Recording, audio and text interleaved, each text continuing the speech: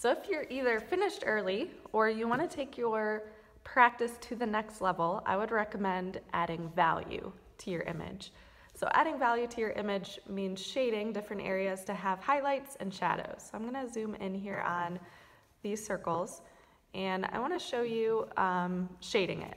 So a lot of times it's nice to have highlights and shadows to create form, and we're going to learn a lot more about this in the future. But on one half of my circles, I'm going to make them darker and then try to fade it into a highlight, which is a lighter area. And let me do that on one of these bigger circles. So again, half of it's going to be dark, and then I'm going to slowly fade that into a highlight on the right. And I would keep it consistent. So I'm always making the left side of these circles dark. That way it sits against a highlight and stands out. I'm making it darker and fading that into my highlight. And that just adds an additional step to this project, which makes it interesting.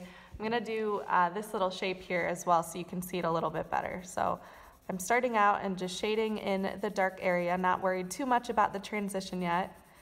But with this, you do want it to be a somewhat smooth transition. So I'm taking my time with that darkest area, and now I'm just going to slowly lighten the amount of pressure that I'm putting on my pencil and start to fade it into that highlight. Then I'm just going around it a few times. I can go across from another direction to darken it even more and to just make sure that that fade is the best that it can be into the highlight.